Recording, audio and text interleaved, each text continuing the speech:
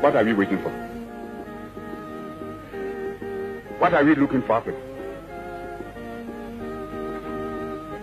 Are we looking for mere charters conceived in the light of the United Nations example?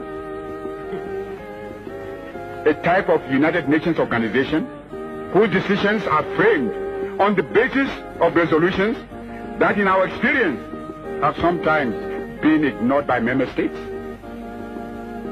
where groupings are formed and pressure developed in accordance with the interests of the groups concerned?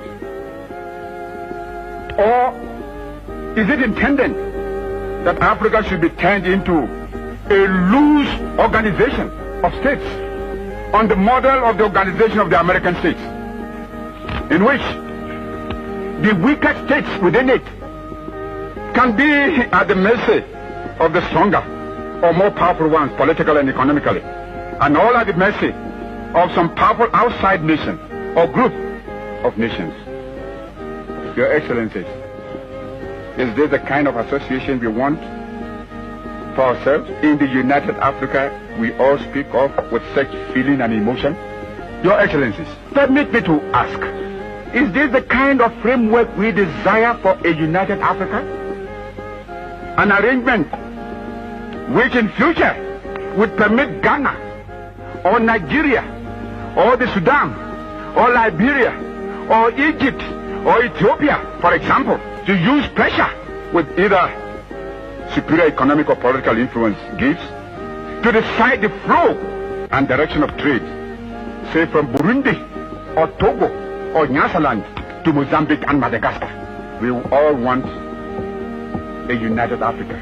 United not only in our concept of what unity connotes, but united in our common desire to move forward together in dealing with all the problems that can best be solved only on a continental basis. Sir, when the first Congress of the United States met many years ago at Philadelphia, one of the delegates sounded the first chord of unity by declaring that they had met in a state of nature. In other words, they were not in Philadelphia as Virginians or Pennsylvanians, but simply as Americans. This reference to themselves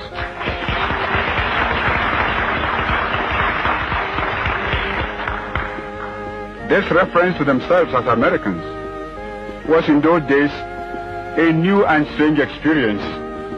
But may I dare to assert, equally on this occasion, Your Excellencies, that we meet here today not as Ghanaians, Guineans, Egyptians, Algerians, Moroccans, Malians, Liberians, Congolese, or Nigerians, but as Africans.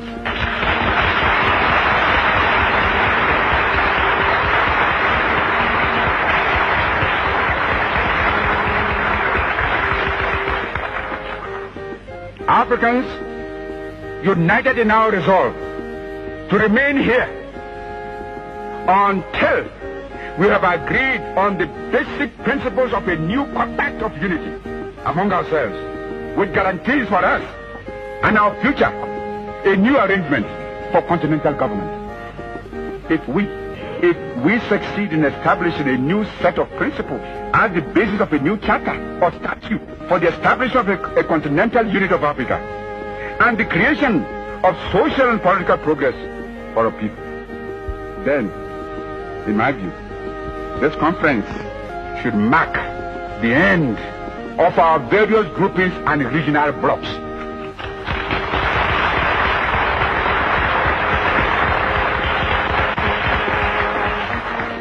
But if we fail and let this grand and historic opportunity slip by, then we shall give way to greater dissension and division among us, for which the people, the masses of the people of Africa, will never forgive us.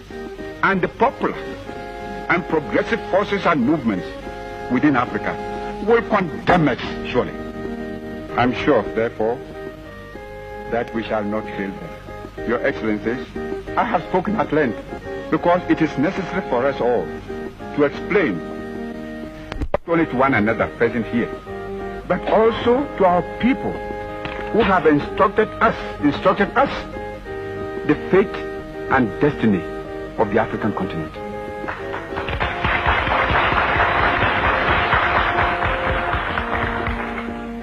We must therefore not leave this place until we have set up an effective machinery for achieving African unity.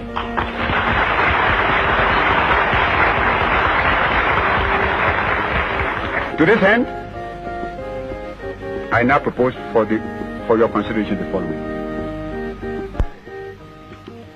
As a step, Your Excellencies, a declaration of principles uniting and binding us together, and to which we must all faithfully and loyally adhere, and laying the foundation of unity should be set down. And there should also be a formal declaration that all the independent African states here and now agree to the establishment of a Union of African States.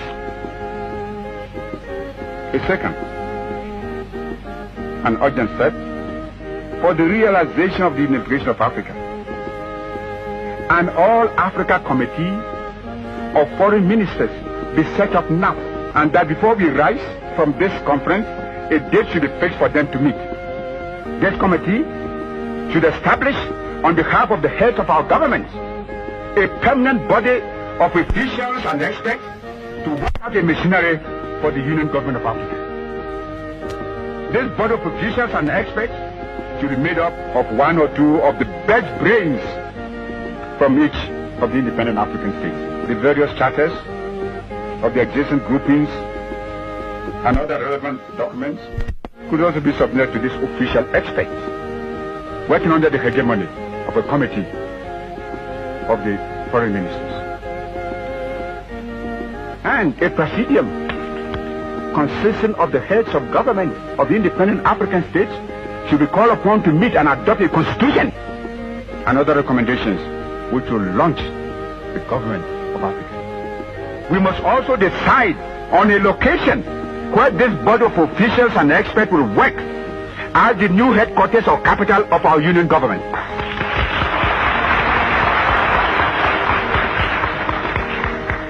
Some central place in Africa might be the fairest suggestion. From my view, either at Bangui in the Central African Republic or in Libreville in the Congo.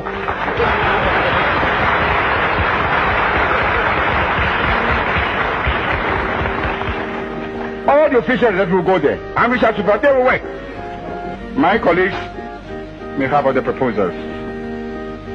The Committee of Foreign Ministers, officials and experts should be empowered, because we have no time, to establish, 1, a commission to frame a constitution for the Union Government of African States.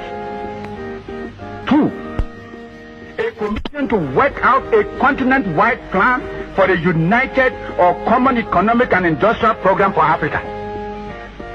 This plan should include for setting up a common market for Africa, an African currency, African monetary zone, an African central bank, a continental communication system. 3rd, a commission to draw up details for common foreign policy and diplomacy. A commission to produce plans for a common system of defense. A commission to make proposals for a common African citizenship. These commissions will report to the Committee of Foreign Ministers, who should in turn submit within 6 months of the conference their recommendation to the Presidium. The Presidium meeting in conference at the Union headquarters, whether it's at Bangui or Libreville, will consider and approve the recommendations of the Committee of Foreign Ministers in order to provide funds immediately for the Committee of the permanent officials and experts of the headquarters of the Union. I suggest that a special committee be set up now to work out a budget for this. Your Excellencies, with these steps, I submit, we shall be irrevocably committed to the road which will bring us to a union government of Africa. Only a united Africa with central political direction can successfully give effective material and moral support to our freedom fighters in Southern Rhodesia, Angola, Mozambique, Southwest Africa, Bechuanaland, Swaziland, Basutoland, Portuguese Guinea, etc., and of course South Africa.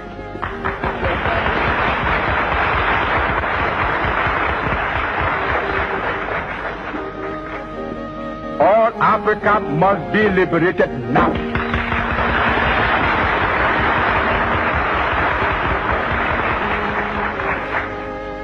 It is therefore imperative for us, here and now, to establish a liberation bureau for African freedom fighters. The main object of this bureau, to which all governments should subscribe, should be to accelerate emancipation of the rest of Africa, still under colonial and racialist domination and oppression. It should be our joint responsibility to finance and support this bureau. On their successful attainment of independence, these territories will automatically join our Union of African States and thus strengthen the fabric of Mother Africa. It's the only hope for them. Otherwise, when we become independent, why are they going? We shall live here, having laid the foundation of our unity. Your Excellencies, nothing could be more fitting than that the unification of Africa should be born on the soil of a state which stood for centuries as a symbol of African independence.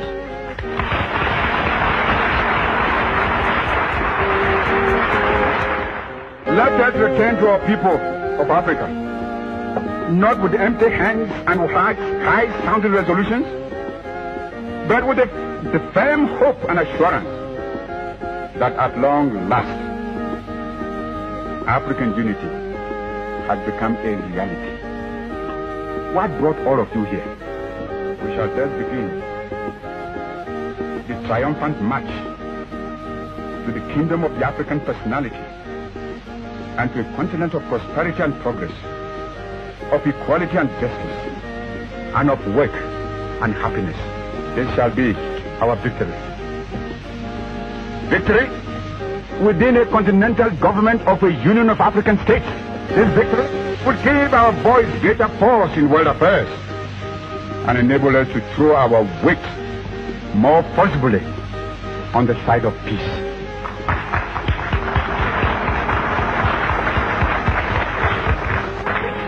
The world needs peace, in which the greatest advantage can be taken to the benefits of science and technology.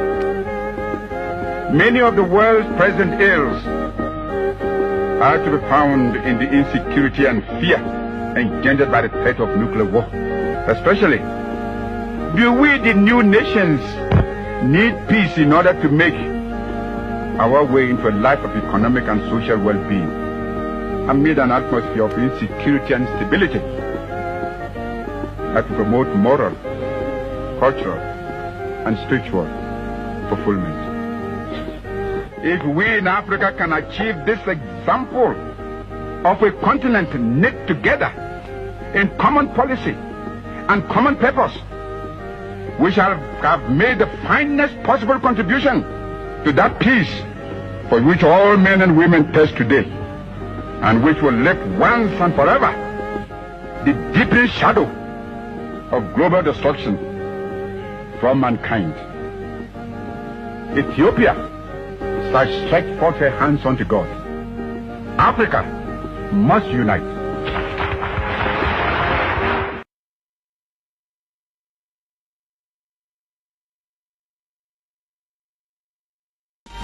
Are you an African living in Japan? Do you have a story to share about your experiences in this fascinating country? Join Emmanuel Atrekun on One Africa, One World on Jafric Radio, the program that connects Africans in Japan and shares their unique stories, from immigration issues to cultural shocks and from racial challenges to unforgettable moments. We will explore it all. Tune in every fortnight to hear inspiring, thought-provoking and sometimes humorous conversations about life as an African in Japan. Don't miss One Africa, One World on Jafric Radio, the voice of Africans in Japan.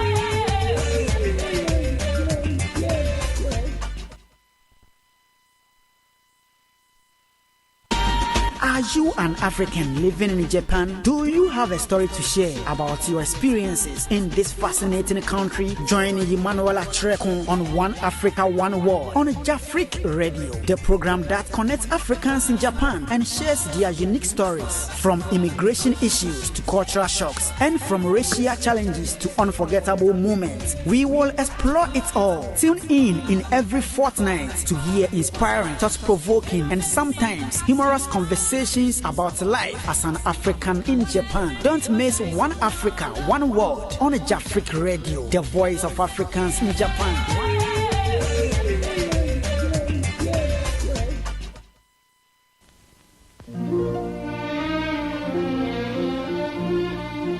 Citizens of the new state of Ghana gather for the celebration marking their Day of Freedom from colonialism.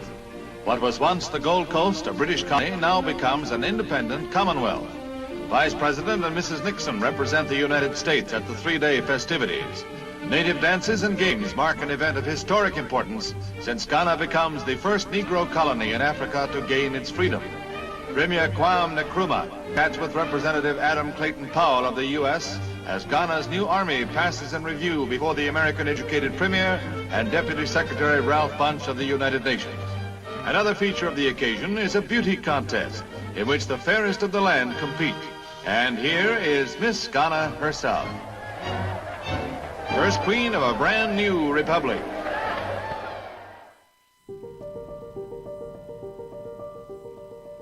Long before the likes of Thomas Sankara, Robert Mugabe, and Nelson Mandela would burst onto the international scene as the faces of anti-imperialism in Africa, one man stood head and shoulders above his peers as the leading political voice and the very embodiment of Africa's struggle against colonialism.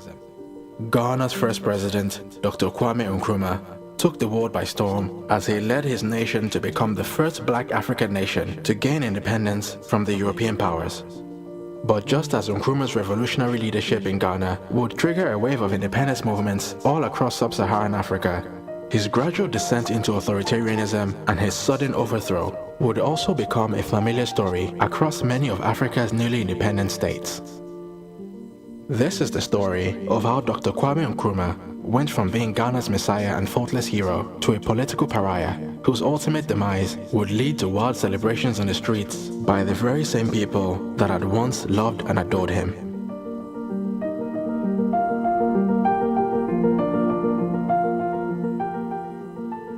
At his headquarters at Christiansburg Castle, a 17th century slaving fort, from where British governors had ruled the crown colony of the Gold Coast for over 50 years, Sir Charles Arden Clarke woke up on the morning of the 9th of February 1951, facing the most difficult decision of his career. His problems centered around a 41-year-old prisoner who had been held at James Fort in Accra on a 3-year sentence for subversionary activities. In the eyes of the colonial authorities, this prisoner was a dangerous troublemaker who, even while in chains, was a serious threat to the stability of the colony. According to official reports, the man Kwame Nkrumah was a thoroughgoing communist, and in unofficial communications was even described by Governor Arden Clarke as the local Hitler. You see, prior to Nkrumah's arrest, the British officials had drawn up a carefully constructed plan for the colony's slow and steady transition into full independence. Under this plan, the Gold Coast was to have what the British called a semi-responsible government, and for the first time in the country's history, there would be a general election to elect a new National Assembly and Executive Council composed of mainly African representatives. And in putting together this plan, the British officials had collaborated with an elite group of Gold Coast lawyers, businessmen, and academics who had long been calling for the reforms. Referred to by the British as men of property and standing, this group of Gold Coast elites had formed the nation's first major political party in 1947, known as the United Gold Coast Convention, and their campaign slogan was self-government in the shortest possible time. Their leader, Dr. Joseph Boakai Danquah, was highly respected by the British and many within the emerging Gold Coast political elite. A bona fide intellectual, J.B. Danquah had studied law in the UK and was a qualified barrister called to the prestigious London Inner Temple. Spearheading the earliest push for Ghana's independence, Danquah personally prepared the first draft of his nation's new constitution and also suggested that the new nation be called Ghana, in honor of the 13th century Empire of Ghana, located in modern-day Mali. Looking to spread their message to the masses and build popular support for their push for independence, Danquah and his UGCC colleagues decided that they needed to hire a full-time organizer to help spread their message and galvanize the public. It was here that an unknown activist named Kwame Nkrumah was recommended to them. Nkrumah at the time had been out of the country for 12 years, pursuing his studies in the US and England, and although he was neither rich nor well-connected, he was politically ambitious, highly motivated, and hungry for change. While in the US, he had earned degrees in economics, sociology, and philosophy, and although he had moved to London in pursuit of a law degree, he got completely distracted by activism as he befriended a number of prominent British communists with whom he regularly participated in anti-colonial protests. But while his activism was food for the soul, it wasn't putting food on the table. The young Nkrumah often found himself short of funds and was in desperate need for a stable source of income. And so when offered a job by Danquah's United Gold Coast Convention, he grabbed the opportunity with both hands and moved back to the Gold Coast. Nkrumah, Danquah, and the other founding members of the UGCC, Ebenezer Akwaje, Edward Akufo-Addo, Emmanuel Obetsebi-Lamte, and William Ofori-Atta, would all be collectively known in Ghanaian political folklore as the Big Six.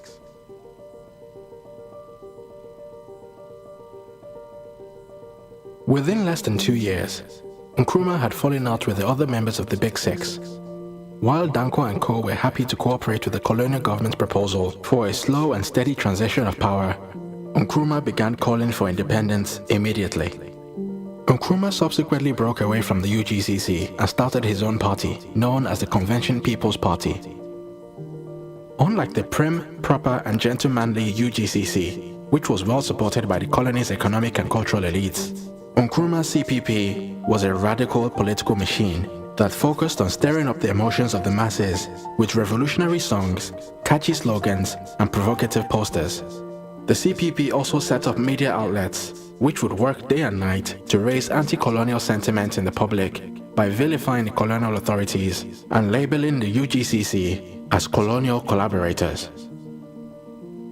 In opposition to the UGCC slogan of self-government in the shortest possible time, Nkrumah's CPP would call for self-government now and would declare that the draft constitution prepared by J.B. Danquah was bogus and fraudulent.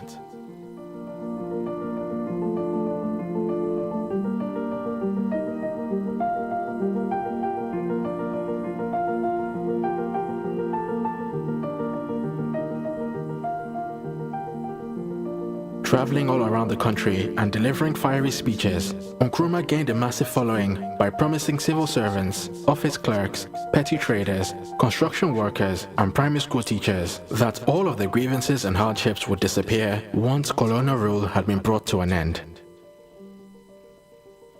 Many of his supporters would grow to see him as a literal messiah, sent from the heavens with the sole purpose of freeing them from the shackles of colonial oppression and ushering in a bright new dawn of peace and prosperity for all.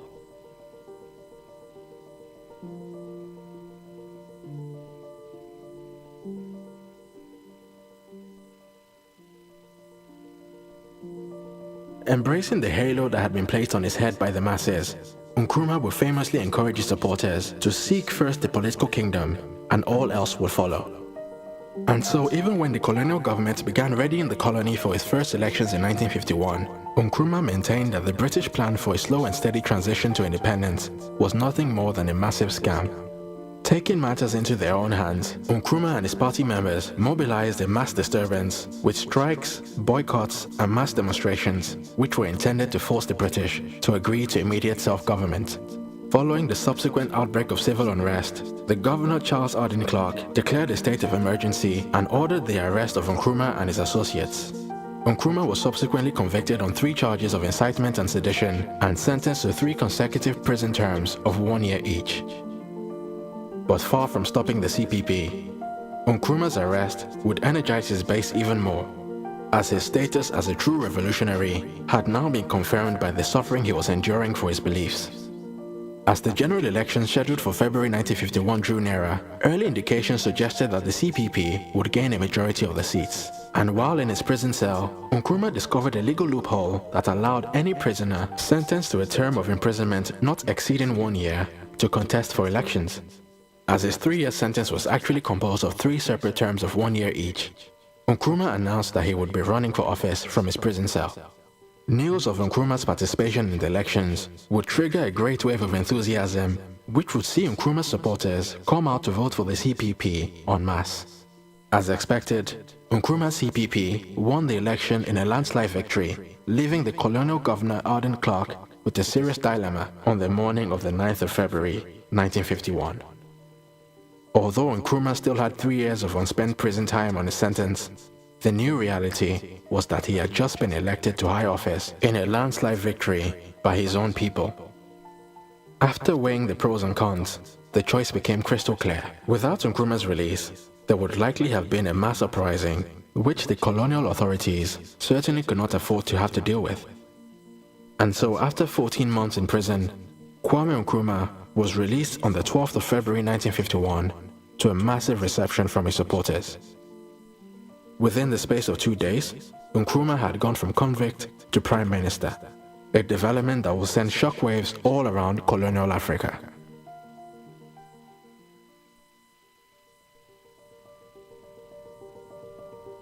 You see, the Gold Coast had for many years been seen as Britain's most precious possession in Africa. Its immense natural wealth and human capital was virtually unrivaled in sub-Saharan Africa. As the world's leading producer of cocoa for over 40 years, the Gold Coast had a large and prosperous farming community. Its education system was also the most advanced in colonial Africa, and it boasted of the largest proportion of educated and skilled workers in any African colony. Ethnically, the country was also unusually homogeneous and free from ethnic and religious tensions, with over half of the population being of Akan origin, the vast majority of which were Christian converts. The fact that the British were now showing signs of letting go of this most prized possession drew the attention of anti-colonial activists from all around the world as the first major sign of the end of colonialism in Africa. With his new position, Nkrumah immediately got to work by pushing a motion in the colony's new parliament for full self-government without delay. And although the British government had strong objections to the pace of change, it eventually agreed to Nkrumah's demands and agreed to the creation of a new constitution providing for full internal self-government under the control of an all-African cabinet. With this historic victory, Nkrumah had etched his name into the history books and would ascend to demigod status within his party and the country at large. Party members would begin comparing him to the biblical Moses, who had been sent to lead his people towards the promised land of independence. And local newspapers would bestow on him grandiose titles like Man of Destiny, Star of Africa, the Iron Boy, the Great Leader of Street Boys, and the Deliverer of Ghana. His name would even be inserted into the lyrics of Methodist hymns, and special prayers would be written for him. From morning till night, his home was constantly visited by people seeking help on anything from marital disputes to financial assistance, sickness, and even infertility. But no matter how busy he was, he always tried to find time for them, and his entire life would be devoted to his work and his politics. A pure introvert who neither smoked nor drank, his only real indulgence would be his love for classical and high life music. After a few more rocky years of negotiations, Nkrumah's CPP officially won independence from Great Britain, and thus the nation of Ghana was born on the 6th of March, 1957. Ghana's independence celebrations would be the most globally acclaimed African event of its time, as delegates from 56 countries arrived on African soil to share in Ghana's joy. And there was certainly a lot to celebrate. As of independence, Nkrumah's Ghana was one of the richest tropical countries in the world, with an efficient civil service, an impartial judiciary, and a growing middle class. Its parliament was filled with arguably the most competent politicians in Africa, and although the Prime Minister himself had only 6 years' experience in government, he was highly respected for his vision and had the backing of his entire country. As the #1 producer of cocoa in the world, Ghana had huge foreign currency reserves, which it had built during the 1950s cocoa boom, and also had large reserves of gold, timber, and bauxite. Nkrumah's vision, however, would be much larger than just the liberation of his beloved Ghana. His life's mission was to oversee the creation of a borderless African superstate, in which all the French, British, Spanish, and Portuguese colonies would break free from colonial control and unite under a single Pan-African government. And despite the vast religious, cultural, and ethnic differences of the various nations of Africa, Nkrumah did not see his Pan-African goals as some distant objective to be gradually achieved over the course of several generations. Instead, he was fully convinced that with the right level of political will and dedication, his grand vision could be achieved within his own lifetime. Ghana's capital, Accra, was to become a center of African liberation from which nationalist leaders from all across colonial Africa could come to draw support in their various independence struggles. In his Independence Day address, Nkrumah would proclaim in front of large crowds that Ghana's independence was meaningless if it wasn't linked up with the total liberation of the African continent. And in 1958, he called a meeting of some 300 representatives from all across Africa for the All-African People's Conference. Some of a few big names in attendance were Tanzania's Julius Nyerere, Zimbabwe's Joshua Nkomo, Zambia's Kenneth Kaunda, Hastings Banda of Malawi, and Patrice Lumumba of Congo. The event was hugely successful, and in the subsequent years, many of the attendees went on to successfully push for the independence of their respective countries.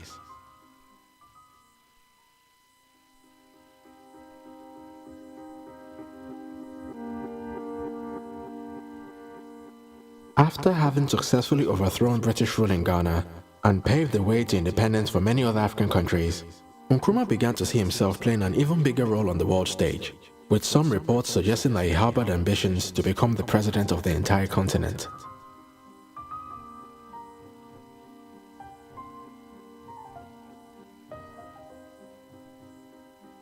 Domestically, his plan was to transform Ghana into Africa's leading industrial power and a model socialist society which other African states would seek to emulate.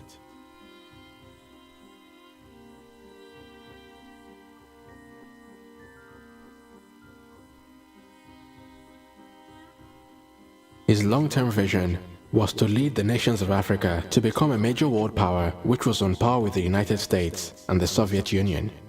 And sure enough, the early years of his government were very promising indeed, as Ghana's forestry, fishing, and cattle industries significantly expanded, and the production of the nation's main export of cocoa increased by more than double. And working in collaboration with an American company, his government also began the construction of a dam on the Volta River, which upon completion would provide water for agricultural irrigation and provide electricity for nearby factories and neighboring countries.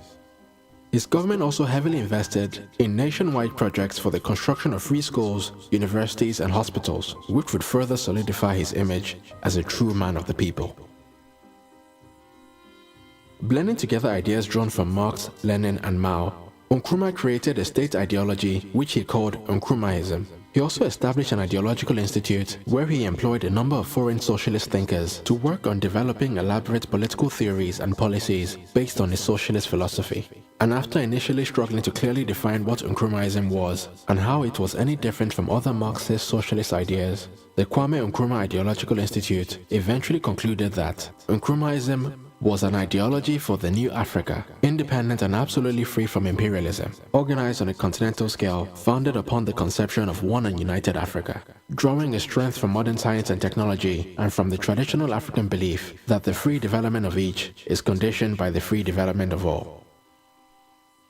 But despite the elaborate theoretical framework of Nkrumahism, its real-world application would ultimately fail to produce the socialist paradise envisioned by Nkrumah and his political scientists.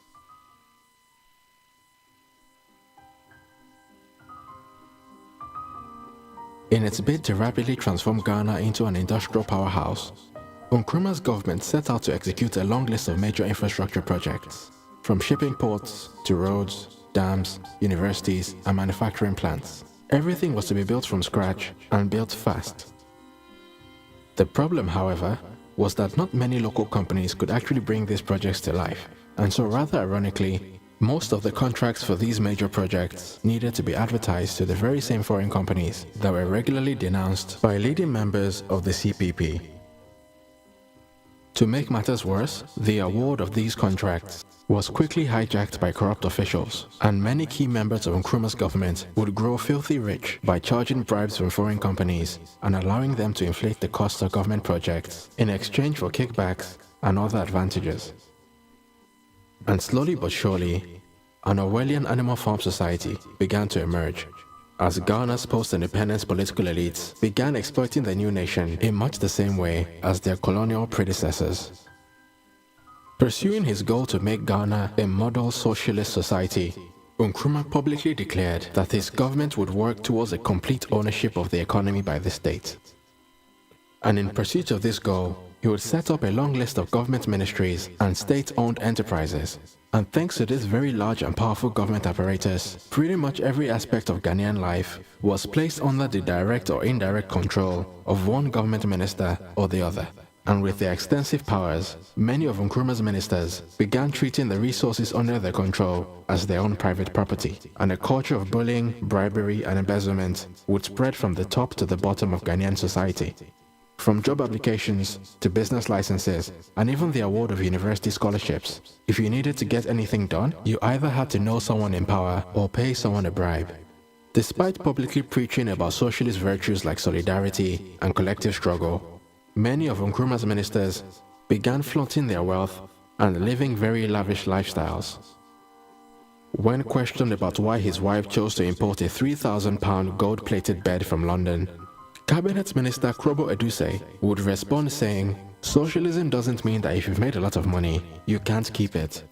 Edusei would later confess to owning 14 houses, a luxurious beachfront property, a long lease on a London flat, several expensive cars, and 6 different bank accounts.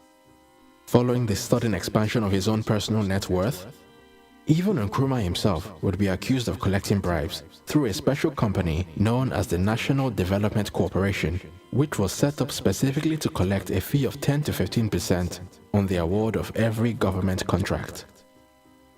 But while the growth of corruption in his government would slowly begin to eat at his reputation as a man of the people, it would be his steady descent into authoritarianism that would be the defining blight on Kwame Nkrumah's legacy.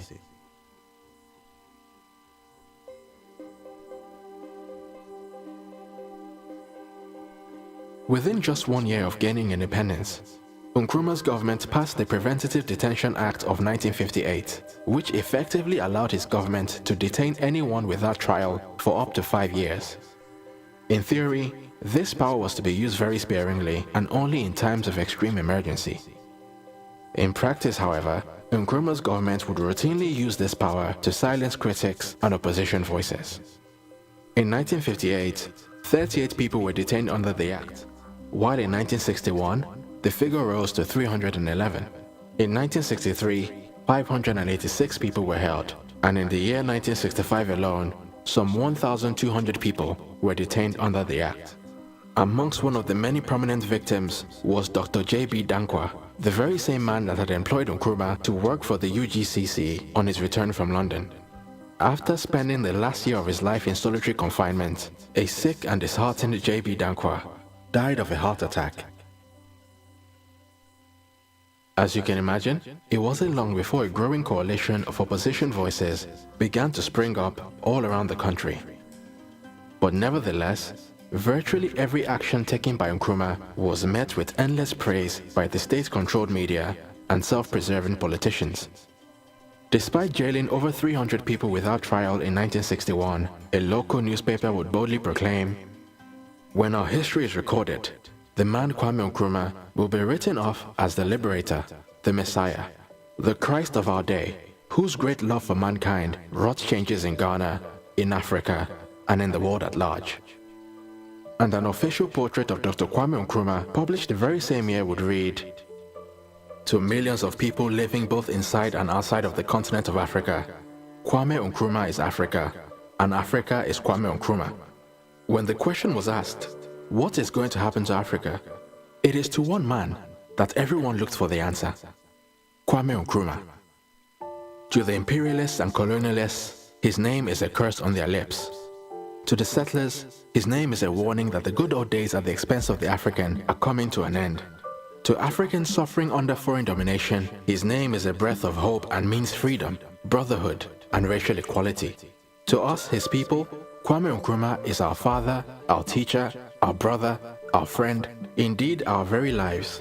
For without him, we would no doubt have existed, but we would not have lived. There would have been no hope of a cure for our sick souls, no taste of glorious victory after a lifetime of suffering. What we owe is even greater than the air we breathe, for he made us as surely as he has made Ghana.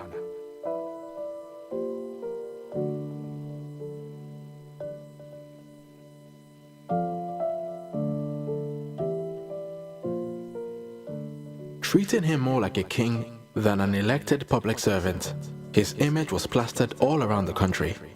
His face was on banknotes and postage stamps, and his statue stood outside his nation's parliament.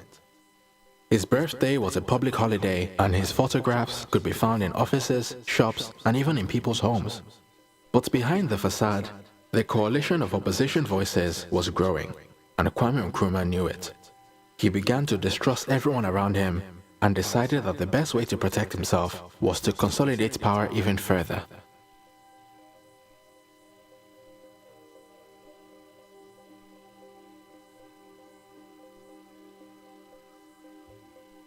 With the passing of a new constitution in 1960, Ghana had become a republic and Nkrumah had become the country's first president.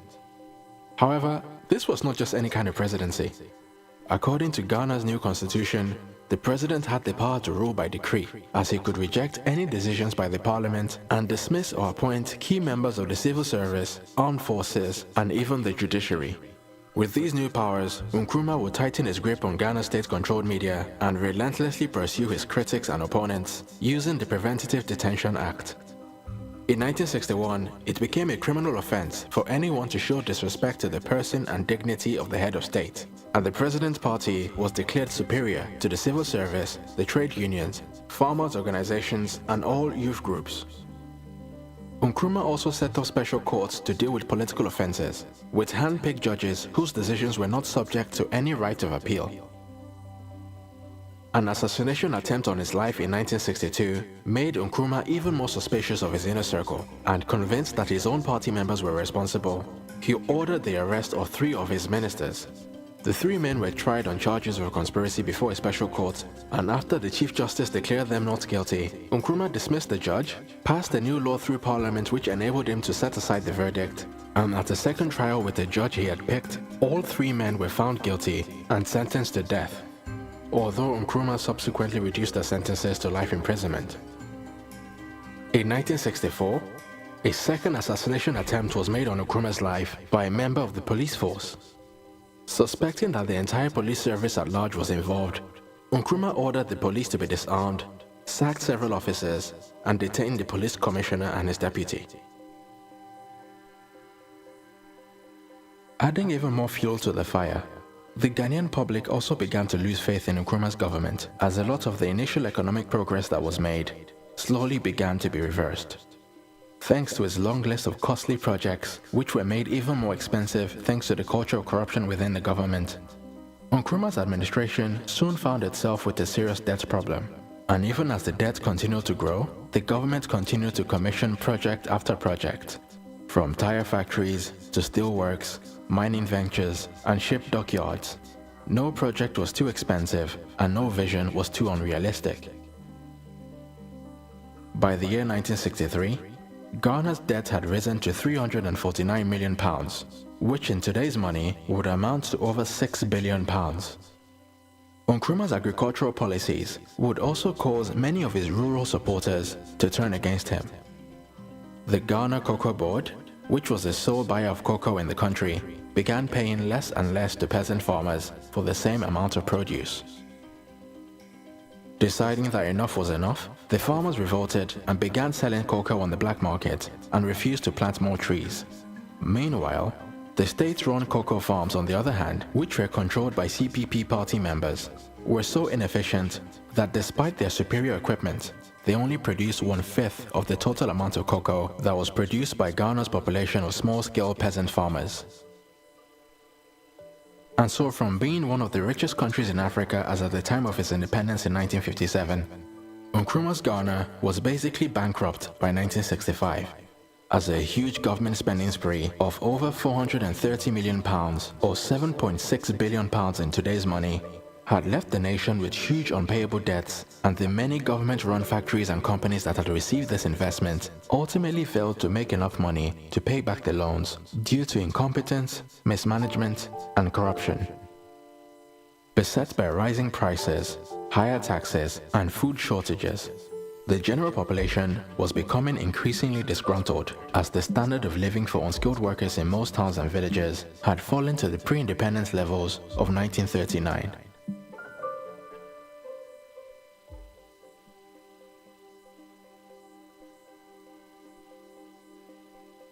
Nkrumah's Pan-African ambitions would also suffer an equally somber fate. Despite investing a great deal of energy and resources into trying to convince other newly independent African states to come together to form a united government, Nkrumah made very little progress, as major African leaders such as Nigeria's Tafawa Balewa and President Felix Houphouët-Boigny of the Ivory Coast were diametrically opposed to Nkrumah's grand vision. In addition to their disdain for Nkrumah's socialist philosophy, the likes of Balewa and Houphouët-Boigny simply did not believe that the vastly different peoples of the region could integrate as quickly and as smoothly as Nkrumah had envisioned. And in the great battle between East and West, Nkrumah was very keen for African nations to build closer diplomatic ties with socialist nations such as the Soviet Union, China, and Yugoslavia, as opposed to the United States and its European allies. In 1961, the president of Yugoslavia, Josip Broz, was invited for a state visit to Ghana.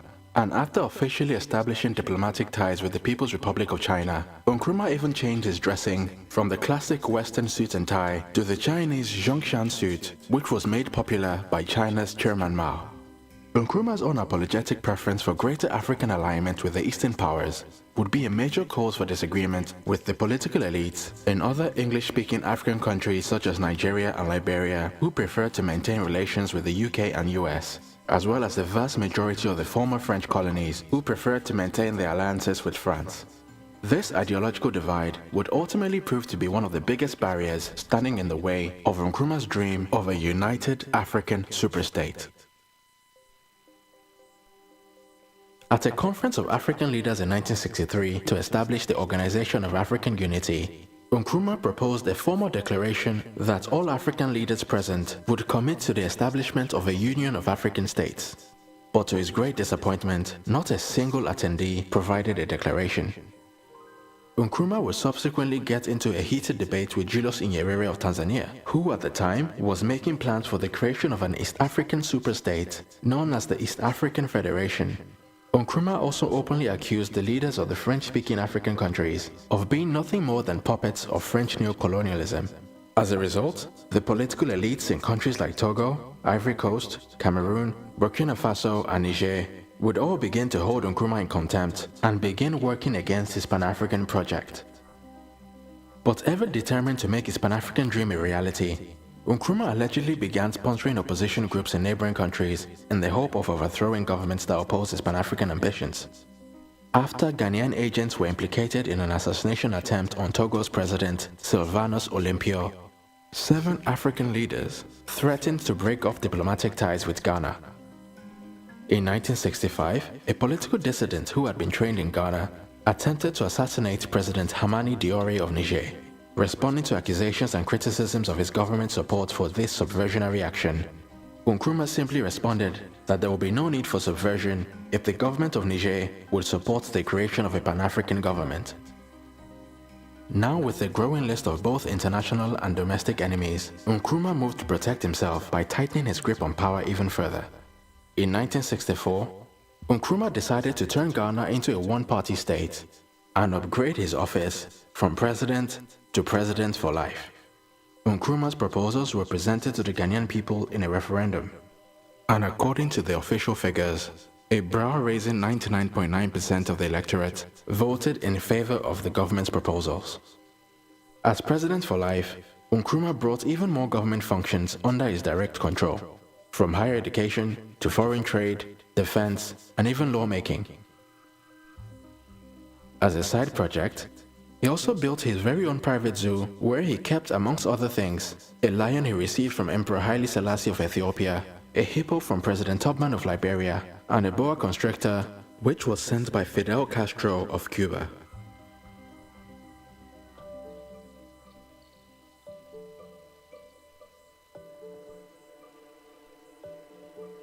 Ever committed to making his dream of a united African government a reality? Nkrumah commissioned the construction of Job 600, an office complex which was purpose-built for the 1965 Organization of African Unity Conference at a total cost of £10 million, which in today's money would amount to just over £165 million. Despite the growing national debt, failing state-owned factories needing raw materials, public hospitals lacking medication, and many Ghanaians queuing for food in towns and villages across the nation, Nkrumah believed that the construction of this building was a top priority, as it would one day serve as the government headquarters of Africa's united government. As usual, Ghana's state-owned media hailed the construction of the building as another great achievement, and Nkrumah himself publicly boasted of the state-of-the-art building, which had 60 self-contained luxury suites, a banquet hall capable of seating 2,000 guests, and a beautiful water fountain display. However, the OAU conference itself would be a complete disappointment. By 1965, Nkrumah's foreign policies had alienated so many other African governments that very few were actually willing to attend. A group of 14 leaders, led by President Felix Houphouët-Boigny of the Ivory Coast, decided to boycott the event in retaliation for Nkrumah's support for opposition groups within the various countries. Only 13 heads of state attended the event, and in the end, when Nkrumah asked all the attendees to declare their commitment to the creation of a united African government, not a single leader agreed to make a commitment. Nkrumah's popularity was now at an all-time low, and shortly after this public humiliation, the wheels were set in motion for his eventual demise. By early 1966, the terrible state of the economy and the eye-watering levels of corruption and mismanagement that had embedded itself into every aspect of the government meant that Nkrumah's only political allies were those who were directly on his payroll. Feeling increasingly paranoid after 2 assassination attempts on his life, Nkrumah began meddling with the one institution in Ghana that was still powerful enough to stand up to him. Looking to prevent an army revolt, Nkrumah began trying to subjugate the Ghanaian army just as he had done with other institutions. CPP spies would allegedly be sent to infiltrate the army, looking to identify potential traitors. Nkrumah also demoted a number of high-ranking officials, restructured the army, and set up a special presidential guard regiment devoted to his personal protection. With the government's popularity at an all-time low, and their own personal interests at stake, a coalition of disgruntled army officers plotted and successfully overthrew Nkrumah's government while he was away on a diplomatic trip on the 24th of February, 1966.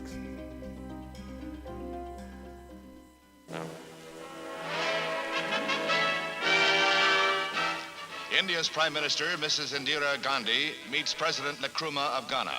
That is, he was president at the moment these pictures were taken. 2 days later, he was overthrown in a coup by military forces. Nkrumah was on his way to Peking to end the war in Vietnam, he said. It was on the day after his arrival in the Red Chinese capital that he heard the sad news he was out of a job. Ghana had been one of the first African nations to gain independence, but her days of democracy were short-lived when Nkrumah elected himself for life, jailed all his foes, and began a despotic rule.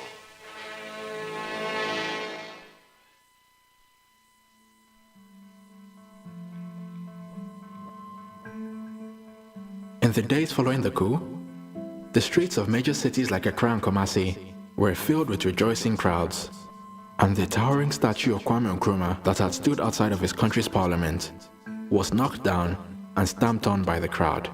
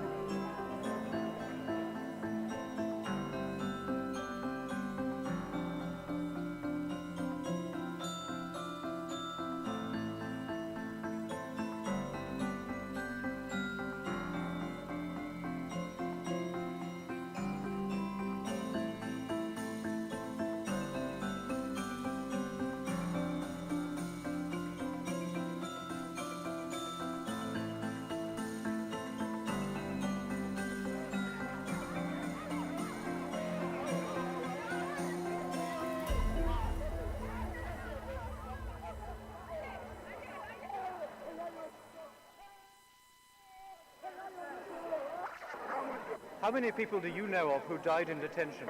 Well, at the time I went, I didn't know the real number, but later on, when I was there, the period I was there, I think about say between 10 to 15 people died at the time I was there. How were you treated here? Before I was sent to prison there, I was in chains and handcuffs for assisting goodness. Were you in chains and handcuffs all the time? Yeah, for assisting goodness in the place here. How did you feel when you learnt you were going to be let out? Oh, I'm very happy, sir. How long were you in detention? I've been in detention for nearly 5 years now. How did they treat you? Well, I was not so badly treated, but the lockups were too much for us. We were kept in custody for about 3 months without giving any air. What about the food and general treatment? The food is generally poor, very, very poor, and had caused a lot of illness to many of us.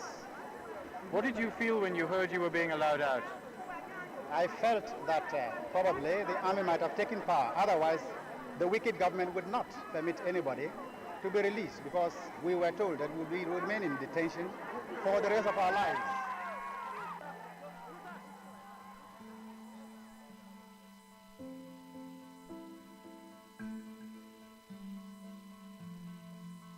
Kwame Nkrumah would never see his homeland ever again. Having received notice of his overthrow, he fled to the Republic of Guinea, where he was appointed honorary co-president by fellow socialist and Pan-Africanist President Ahmed Sékou Touré. From his new base in Guinea, Nkrumah would dedicate the remaining 6 years of his life to publishing various books and essays centered around his vision for a united African government. In a memoir he published 3 years after his overthrow, Nkrumah alleged that the CIA and other Western intelligence agencies acting in collusion with the coup plotters were the real driving forces behind his overthrow. And although the images of thousands of Ghanaians celebrating in the streets tell a different story, it is still widely believed by many of Nkrumah's contemporary supporters that the overthrow was primarily due to foreign interference as opposed to the domestic unpopularity of Nkrumah's government.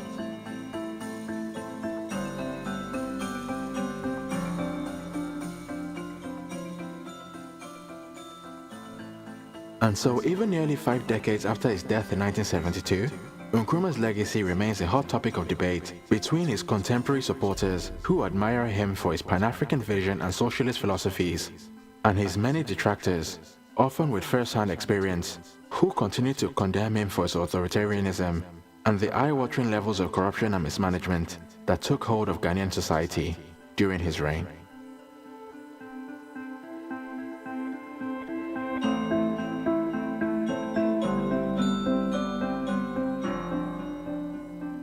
Once again, it's KB Taiwo for New Africa, If you've enjoyed this video and would like to see more content like this, then please like and share this. Train station, I wanted to take train. There was this lady, she was looking at me.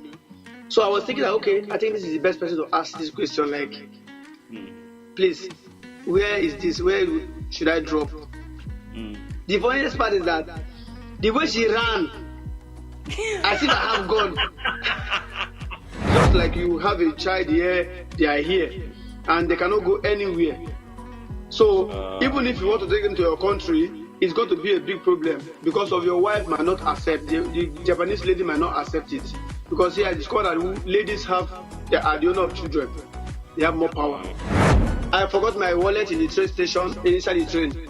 Before I even get to my house, because it was like 5 to 6 minutes walk to my house, my club called me that, hey, you forgot your wallet in the train. I was like, no, I didn't. How? I didn't. They said, you forgot it, so I have to check my bag. It was not there. So they said, okay, you get it tomorrow. It was wrapped in the paper bag, pray for me. It was like, wow. So when I was in Shizuoka, from the hotel, we take the bus is warm, go to training. After training, take the bus back to the hotel. So no bicycle. But yeah, it's a bicycle after training, like.